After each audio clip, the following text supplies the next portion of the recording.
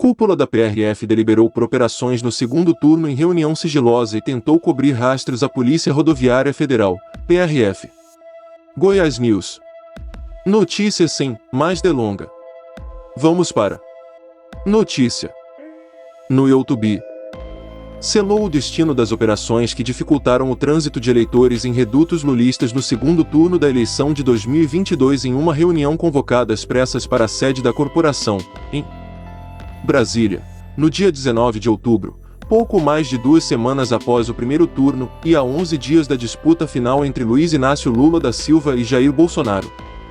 A discussão foi realizada na sessão extraordinária do Conselho Superior da PRF, e cercada pelo esforço da cúpula da corporação naquele momento para eliminar rastros de seu conteúdo.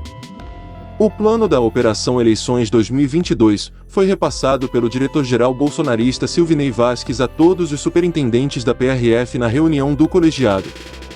Até mesmo a ata do encontro, que não consta na agenda de Vasquez, foi manipulada para que não houvesse registro oficial da operação prevista para o segundo turno. O documento, obtido pela equipe do blog via Lei de Acesso à Informação, LAI, já em dezembro, indica a participação de 44 dos 49 integrantes do colegiado, entre diretores e superintendentes da PRF nos estados, e informa apenas a discussão de temas triviais, como o treinamento físico institucional da PRF e o cálculo das escalas de serviço em situações excepcionais. Mas o principal objetivo do encontro, planejar as blitz que impuseram obstáculos aos eleitores de Lula, não consta do documento. Caminhoneiros contra a democracia, bloqueios em rodovias chegam ao segundo dia. Ministro Alexandre de Moraes autoria Polícia Militar atuar em interdições, jurisdição da PRF. Como a ata não traz sequer informação de que esse tema foi discutido na reunião de 19 de outubro, a equipe da coluna passou os últimos 5 meses procurando integrantes da PRF que tivessem estado em Brasília naquele dia para reconstituir o que se passou. Confirmamos a informação com 5 integrantes da PRF, dos quais 3 estiveram na reunião e confirmam que as operações foram o principal tema em debate naquele dia. Mas a convocação de última hora não foi o único fato atípico no enredo da reunião do Conselho da PRF. Diferentemente do que costuma ocorrer na corporação, o encontro ocorreu de forma exclusivamente presencial. Para evitar gastos com o deslocamento dos 26 chefes regionais que trabalham fora da capital, muitas reuniões costumam ser virtuais. Por isso, todos os superintendentes precisaram viajar a Brasília. Na entrada do auditório da sede nacional da PRF, os participantes precisaram entregar celulares e relógios a 2 agentes do setor de inteligência da polícia para evitar que a discussão fosse gravada. Segundo a equipe da coluna apurou, essa era uma tática comum na gestão de Vasquez. A ausência de participantes virtuais e o confisco dos aparelhos inviabilizou qualquer tentativa de registro do encontro. 3 dos 5 policiais rodoviários federais que ouvimos confirmaram que, durante a reunião, Vasquez disse que havia chegado a hora da PRF tomar lado na disputa. O então diretor-geral pediu o engajamento dos presentes nas operações de 30 de outubro, especialmente no Nordeste. Enfatizou, ainda, que um segundo mandato de Bolsonaro traria benefícios a todos ali e à corporação, que teve suas prerrogativas expandidas no primeiro durante o mandato do então presidente. 2 dos integrantes da PRF com quem conversamos, porém, dizem que havia justificativas concretas para o reforço das operações no Nordeste. Um deles relatou que a permissão dada pelo ministro do Supremo Luiz Roberto Barroso para que prefeituras e governos estaduais fornecessem transporte público grátis a eleitores levou a um aumento na previsão de ônibus nas estradas, o que justificaria a operação. Outro argumento utilizado é exemplo do que fez também o então ministro da Justiça Anderson Torres em uma visita à superintendência da PF na Bahia, uma semana depois do encontro em Brasília foi o de que havia muitas denúncias de compras de votos na região. A orientação do então diretor-geral para que a PRF preparasse bloqueios em regiões nas quais o candidato petista havia assegurado vantagem no primeiro turno causou perplexidade em alguns dos participantes. Segundo o relato de um deles, houve uma votação para chancelar as operações, e os contrários concordaram em não manifestar suas divergências publicamente. Ao final, 9 participantes da reunião não assinaram a ata. Dos 44 participantes citados no documento, 37 registraram ter estado no encontro do dia 19. Os outros não haviam colocado suas assinaturas eletrônicas no documento salvo no sistema do governo até 12 de dezembro, quando a ata foi fornecida ao blog. Um dos participantes tidos como ausentes assinou o documento posteriormente, e outro se recusou a assiná-lo e ficou de fora do arquivo.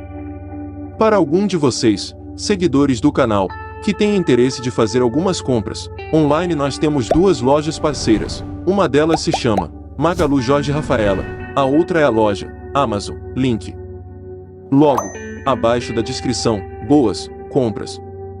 A primeira assinatura do documento só foi registrada 22 dias após a reunião, em 10 de novembro, 53 minutos após a equipe do blog solicitá-lo por meio da Lei de Acesso à Informação na plataforma Fala BR do Governo Federal. A segunda assinatura só viria 6 dias depois, em 16 de novembro.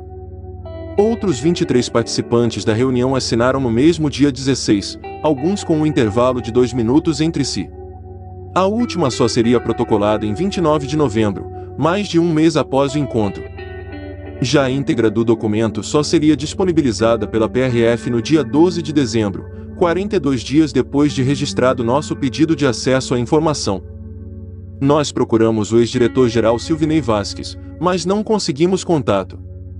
Questionada sobre inconsistências nas assinaturas da ata, a PRF informou que elas só poderão ser esclarecidas pelos próprios policiais. A corporação informou ainda que, no caso de férias, o servidor só poderia assinar o documento após o retorno, mas não explicou por que todas as assinaturas ocorreram só a partir de novembro. A reunião chancelou as operações que ganhariam atenção nacional já durante a votação do segundo turno. As instruções para sua realização foram detalhadas em uma ordem de serviço assinada no dia 26 de outubro por Vasquez e seu diretor de operações, Jailon Henrique, além do diretor de inteligência, Luiz Carlos Reichach Jr. As informações que subsidiaram a ordem de serviço oficializada pela PRF partiram do próprio Ministério da Justiça. Como revelamos no último dia 19, a ex-diretora de inteligência da pasta Marília Alencar, que é próxima de Anderson Torres, confirmou à Polícia Federal ter elaborado um mapeamento das cidades em que Lula teve desempenho superior ao de Bolsonaro no primeiro turno. Foram esses dados que nortearam a definição dos pontos que deveriam ser fiscalizados no planejamento da PRF.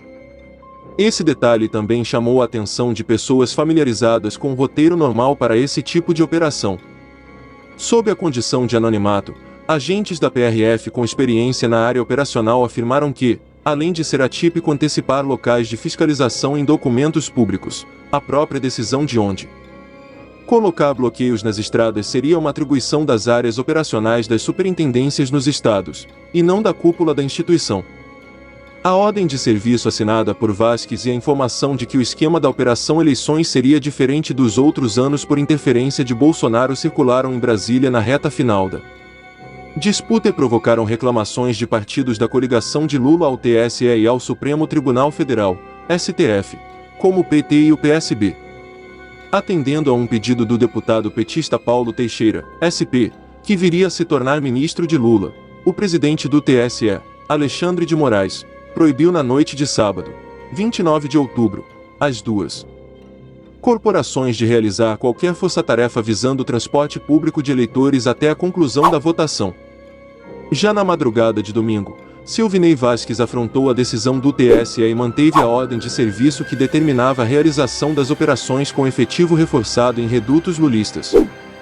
Às 2 horas e 43 minutos da madrugada, o aliado de Bolsonaro assinou, sozinho, um ofício aos superintendentes informando que o planejamento estava mantido a despeito da ordem da Corte.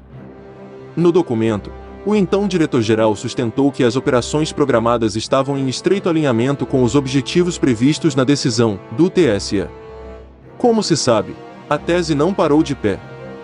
No início da tarde de domingo, transcorridas 5 horas de votação com bloqueios da PRF em vários estados do país, Moraes intimou Vasquez a interromper as operações imediatamente. A intimação foi acatada pela polícia, mas o episódio aumentou a tensão em um segundo turno avaliado como imprevisível pelas duas campanhas presidenciais. Ao final, Lula venceria Bolsonaro com a margem mais estreita desde a redemocratização, 2,1 milhões de votos, ou 1,8% dos votos válidos. Reserve um momento para compartilhá-lo com sua família e amigos. Eu adoraria ouvir sua opinião sobre este conteúdo na seção de comentários logo abaixo. Até a próxima e obrigado por assistir. Na véspera da votação, Vasquez usou seu perfil oficial no Instagram para se manifestar sobre as eleições. Vote 22. Bolsonaro presidente, escreveu o então diretor-geral da PRF sobre a imagem de uma bandeira do Brasil em referência ao número do partido de Bolsonaro, o PL.